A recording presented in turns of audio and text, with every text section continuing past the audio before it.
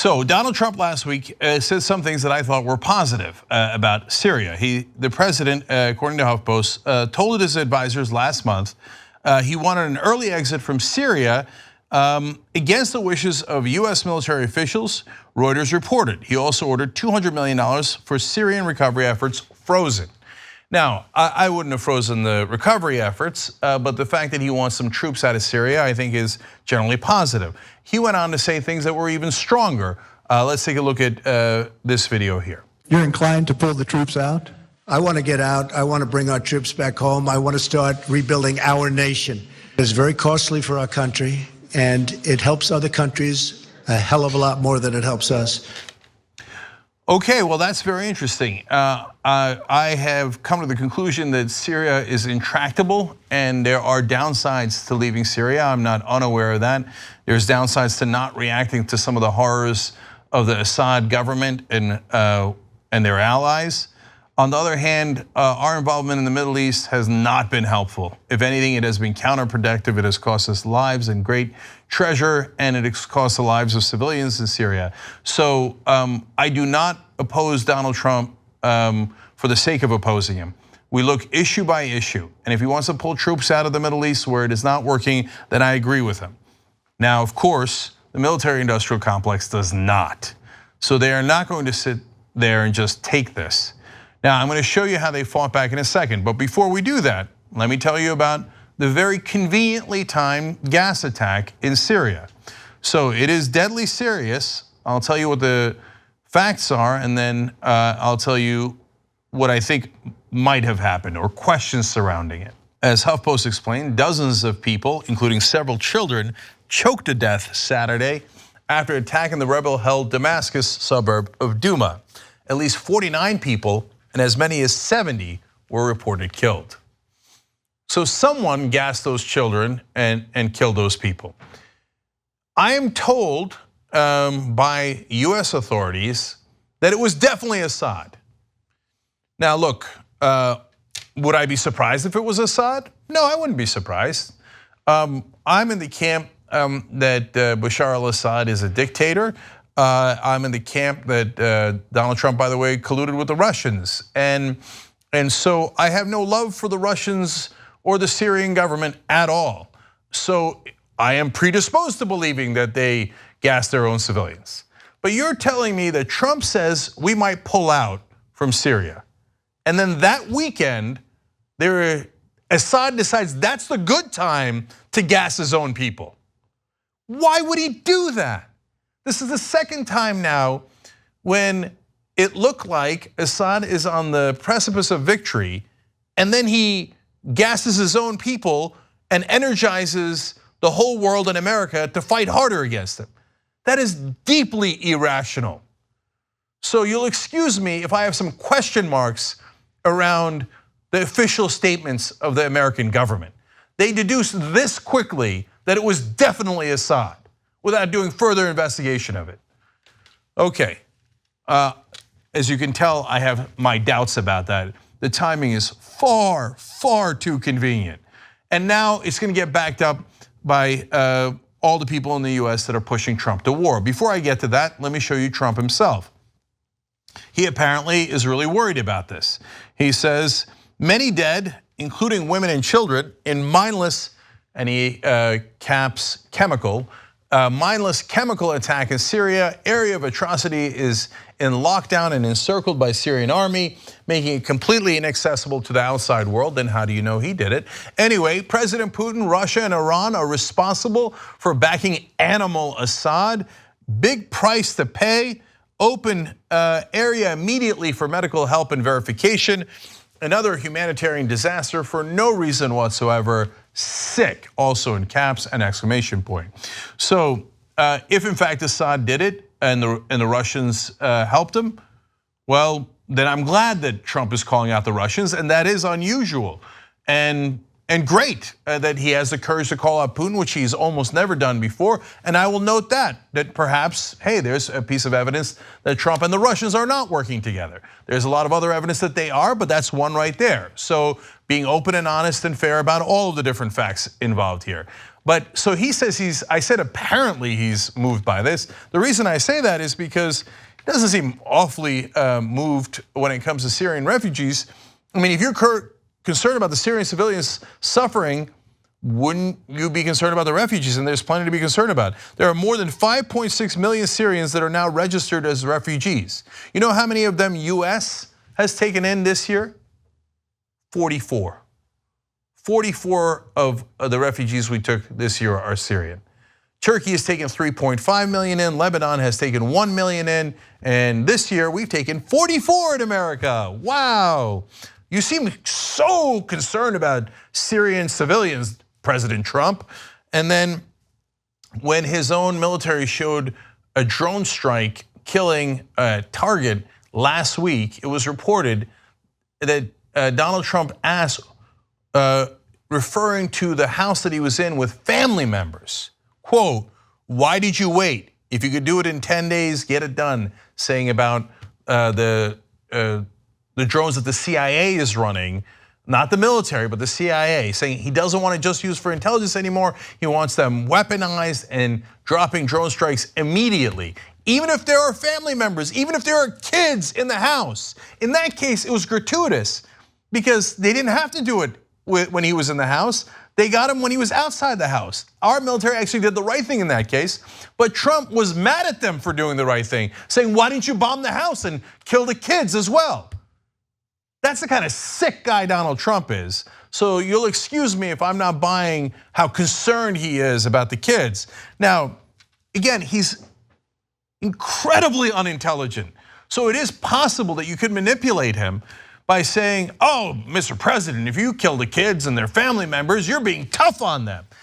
Oh my God, look at what Assad did," and then show him pictures of kids foaming at the mouth and dead from a gas attack, and he goes, "Oh my God, that's outrageous. I'm going to do something about that. I'm going to be tough." It is very easy to manipulate this president. One more tweet from him, and they're about to, and I'm going to show you that as well. One more tweet from Trump. He said, "If President Obama had crossed the stated red line in the sand, the Syrian disaster would have ended long ago. Animal Assad would have been history." Now, is that true that he wanted President Obama to intervene earlier? And the answer to that is, of course not. At the time, Donald Trump had tweeted, all caps, again, to our very foolish leader, "Do not attack Syria. If you do, many very bad things will happen, and from that fight, the US gets nothing." Now, pretending that he was always in favor of Obama attacking Syria. There is no end to the duplicity of this man, but mainly because he doesn't even know what his own mind is. He has no philosophy or principles. So that is the empty mind that the military-industrial complex is about to fill. First of all, there's strikes that hit Syria. In the beginning, everybody thought it might be US strikes, but we denied it. So we found out later that it is in fact Israel. Here's HuffPost. Israel is accused of launching a barrage of missiles at an airbase in the Homs province on Monday morning. Now, everyone concedes that is in fact what happened. So now, finally we get to our war hawks. So the way that it worked is Trump said, "I'm going to get out of Syria." Then there's a gas attack that the American military says is done by the Syrian government. Then Israel hits them. Now that's going to be relevant in a couple of different ways, especially with Andrea Mitchell. So it's not just so-called conservatives, it's also the mainstream media that are going to go on the attack. So when you're talking about going on the attack for war, John McCain, of course, is always going to be at the forefront. So here's what he said. President Trump last week signaled to the world that the United States would prematurely withdraw from Syria. Bashar Assad and his Russian and Iranian backers have heard him. And emboldened by American inaction, Assad has reportedly launched another chemical attack against innocent men, women, and children, this time in Duma. In other words, you better do something. You don't want to be weak, Donald Trump. And they were emboldened by your statement. Really, Assad and Putin and the Iranians are so unsavvy that when the American leader says, "I'm going to withdraw from Syria," they go, "Let's antagonize them right now and do a gas attack that we know will capture the whole world's attention." I am beyond skeptical.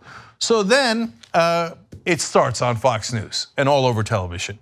We're going to go first to Bassam Rafai. He claims to be with an organization that is helping Syria.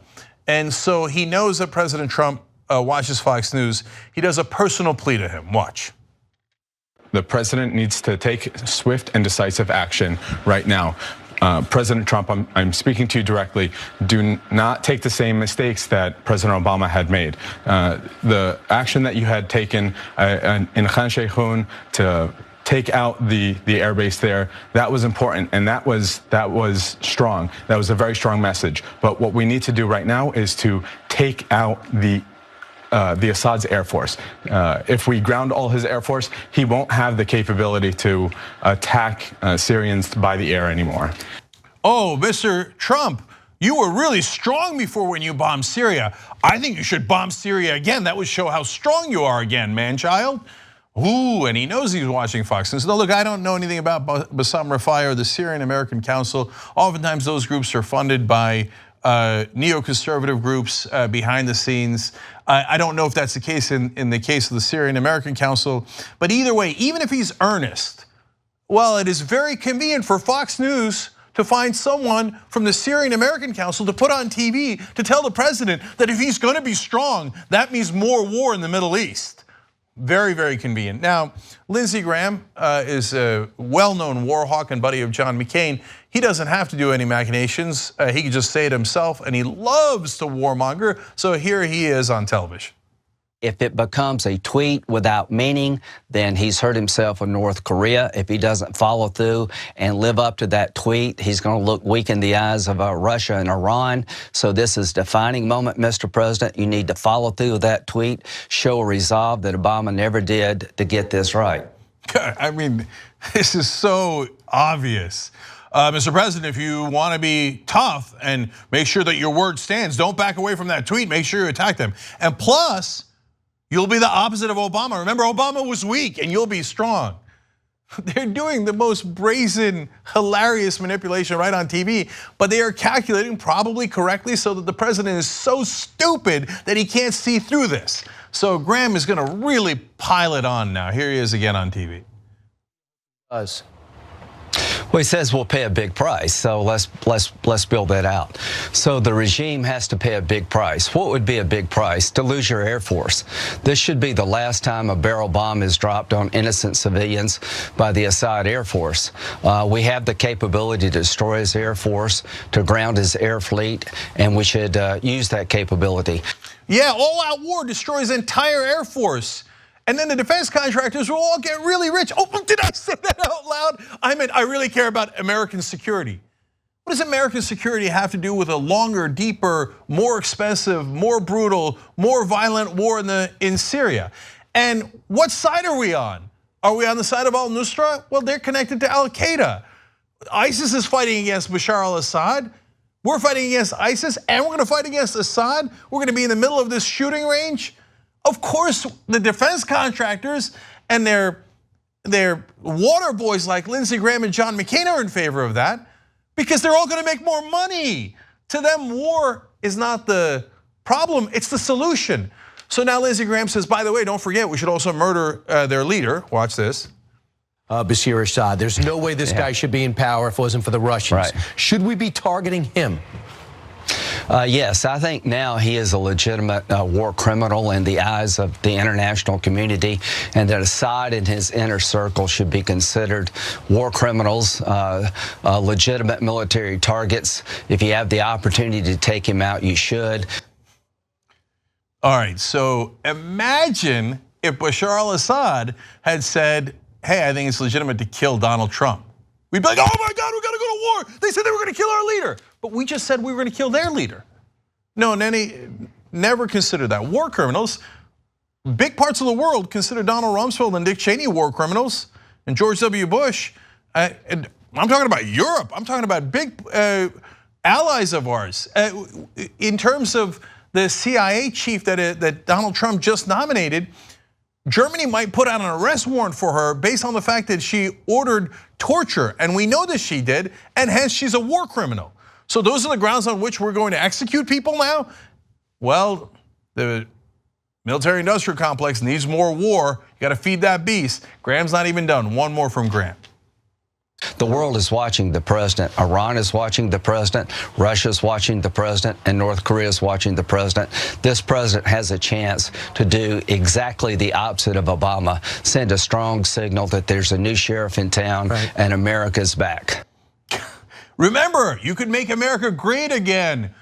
Do the opposite of Obama and be really strong. Only a fool like Donald Trump would listen to this, but he would. It's Fox News, so I'm sure he's all amped up for war now. So finally, though, it is not just conservatives. This is the one thing that the mainstream media agrees with those neocons on. They did it during the Iraq war. They're doing it again today. The last time Donald Trump bombed Syria, Brian Williams called those bombs beautiful. Now here's Andrea Mitchell, I mean, as much of the mainstream media as you could possibly imagine, and listen to what she says.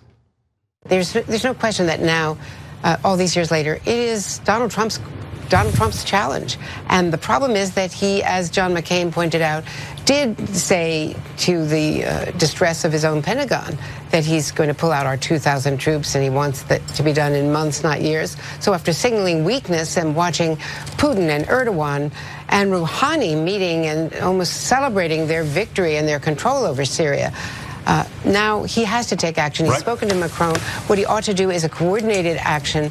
The Israelis most likely are the ones who striked in the last 24 hours. But now there has to be a comprehensive response. There has to be a comprehensive response. First of all, Israel has acted open and shut case. Hence, America must do exactly as Israel did. Thank you for that piece of journalism.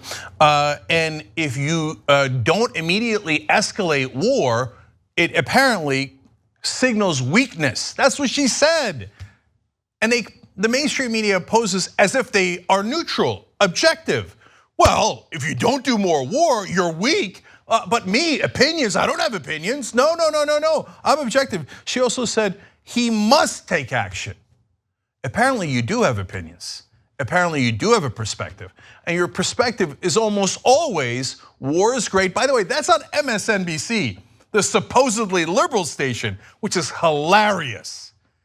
And all over CNN and all over the mainstream media, there are pundits as we speak. War. We must have more war. Donald Trump, you must act if you're going to be strong. No, the reality is withdrawing would have been the strong thing to do. And it would have been in what the American people wanted. It's what his campaign promises were. And to be able to have the strength to ignore the machine that is the military-industrial complex, buttressed by the campaign donations and the money that they provide our retiring generals, those defense contractors, to stand up to them, that would have been strength. Instead, they are manipulating this man-child right in front of us and trying to desperately drive us into a bigger, more disastrous war in Syria. So neocons, warmongers, defense contractors, and yes, mainstream media, thank you very much. This is exactly how we get into disastrous war in the Middle East. If you want to get the whole Young Turks show every single day, become a member, tytnetwork.com/join. And once you do, you'll be saying, you know, I'm like a smart person. Or you might say, I think it's weird. Or you might say, oops. No, that won't be that one. It won't be that one. It'll be great, trust me. tytnetwork.com/join.